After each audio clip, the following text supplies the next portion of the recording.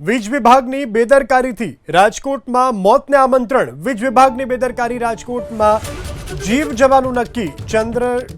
ચંદ્રેશનગર મુખ્ય રોડ પર ફ્યુઝના સ્થાને વાયરની આંકડી તો ઢાંકણા વગરની ફ્યુઝની ખુલ્લી પેટી જીવ લઈ શકે છે।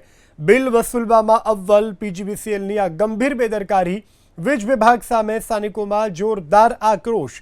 મસમોટા બિલ વસૂલશે પરંતુ સુવિધા નહીં આપે તેવું વેપારીઓ કહી રહ્યા છે। 3 વર્ષથી આ પેટી ખુલ્લી છે તેવો પણ વેપારીઓ આરોપ લગાવી રહ્યા છે। ખુલ્લી પેટીમાં ફ્યુઝ નાખવામાં જ નથી આવતા। સૌથી મોટો સવાલ કે દુર્ઘટના થશે તો કોણ જવાબદાર? 1 મહિના બાદ ચોમાસું કામગીરી ક્યારે કરશે પીજીવીસીએલ? હાલ તો સાબરકાંઠામાં 2 ખેડૂતે જીવ ગુમાવ્યો છે। હવે ક્યારે જાગશે પીજીવીસીએલ? વારંવાર યુનિટના ભાવમાં વધારો કરતા પીજીવીસીએલના અધિકારીઓ બેદરકાર। વેપારીઓ પણ આક્રમક મોડમાં જોવા મળી રહ્યા છે। વેપારીઓ કહી રહ્યા છે કે છેલ્લા 3 વર્ષથી આ પ્રકારની સ્થિતિ છે પરંતુ પીજીવીસીએલ તરફથી કોઈ પણ પ્રકારની કાર્યવાહી કરવામાં નથી આવી રહી, જેના કારણે સામાન્ય લોકોને જીવનું જોખમ છે। રાજકોટના ચંદ્રેશનગર વિસ્તારની અંદર મવડી વિસ્તારની અંદર અમે આવી પહોંચ્યા છીએ। જોઈ શકાય છે કે પીજીવીસીએલની ઘોર બેદરકારી સામે આવી છે। ફ્યુઝ નાખેલા નથી। જો કોઈ દુર્ઘટના બને, કોઈને શોટ લાગે તો તેના માટે જવાબદાર કોણ? પેટી પણ ખુલ્લી છે। એક દરવાજો છે અને બીજો પીજીવીસીએલના અધિકારીઓ કે કર્મચારીઓએ નાખેલો નથી। 3 વર્ષથી આ પરિસ્થિતિ છે। અહીંયા વેપારી સાથે સીધા આપણે વાત કરીશું, કેમ કે એ બિલ ભરે છે, એમને સુવિધા આપવી એ પણ પીજીવીસીએલની જવાબદારી છે। ભાઈ, શું પરિસ્થિતિ શું છે? સાહેબ, એક ઢાંકણું છે, એક ઢાંકણું નથી। પેટી અડધી ખુલ્લી છે, ફ્યુઝ બ્યુઝ બધું ખુલ્લું રખડે છે। વાયરના બધા ડૂચડા આડાવડા રખડે। કોઈ માણસ ચોટી જાય તો પીજીવીસીએલને રજૂઆત કરીએ કે આનું વ્યવસ્થિત કરી દે। બિલ ભરો છો? બધાય ભરતા જ હોય ને, બધાય ભરતા જ હોય। ન ભરો તો કાપી જાય? એ તો બીજે દી કાપી નાખે। તો પછી કહેતા હોય તો આ ફ્યુઝ તો નાખી દો। એ સાહેબ હવે આપણે તો કીધું નથી, પણ આ જોયું ને તમે આવ્યા એટલે જો કીધું। વ્યવસ્થાઓ કરવાની જરૂર છે, રિપેરિંગ કરવાની જરૂર છે। રિપેરિંગ કરી નાખે સાહેબ, થોડુંક સેફટી થઈ જાય। ચોમાસું માથે આવે બરોબર। ચોમાસામાં શોર્ટ સર્કિટના શોર્ટ પણ બનાવ પણ વધતા હોય છે।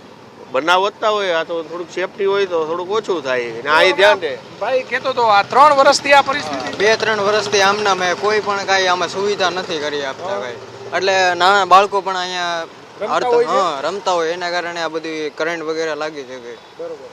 ફ્યુઝ જ નથી 3 વર્ષ, કાંઈ નથી, કાંઈ સુવિધા જ નથી કરી એમને। બિલ લેવા તરત દઈ જાય છે પણ આમાં કાંઈ એવી સુવિધા નથી કરી આપતા। બરોબર।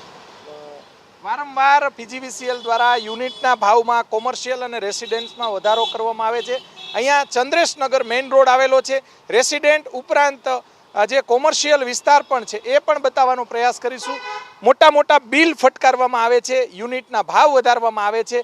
જો પીજીવીસીએલ મોટા બિલ ફટકારતું હોય તો ગ્રાહકો અને નાગરિકોને સુવિધા પૂરી પાડવી એ એમની ફરજ અને જવાબદારી છે। અત્યારે જોઈ શકાય છે કે 3 માંથી એક પણ ફ્યુઝ નથી। આંકડો મારેલી છે। ફ્યુઝની વ્યવસ્થાઓ કરવાની જરૂર છે, કેમ કે રૂપિયા અઢળક પીજીવીસીએલ કમાય છે। આ રૂપિયામાંથી તમામ પ્રકારની વ્યવસ્થાઓ કરવી જોઈએ। આ રીતે આડેધડ વાયરો અને પેટીના તૂટેલા ઢાંકણા અને આ બાજુ ફ્યુઝ પણ જે ફ્યુઝમાં પણ જે 3 જેટલી આંકડો નાખેલી છે। દુર્ઘટના થતી હોય છે દર વખતે ચોમાસામાં અને અમે બતાવતા હોઈએ છીએ। પીજીવીસીએલના અધિકારીઓને પૂછીએ એટલે ગોળ જવાબ આપે।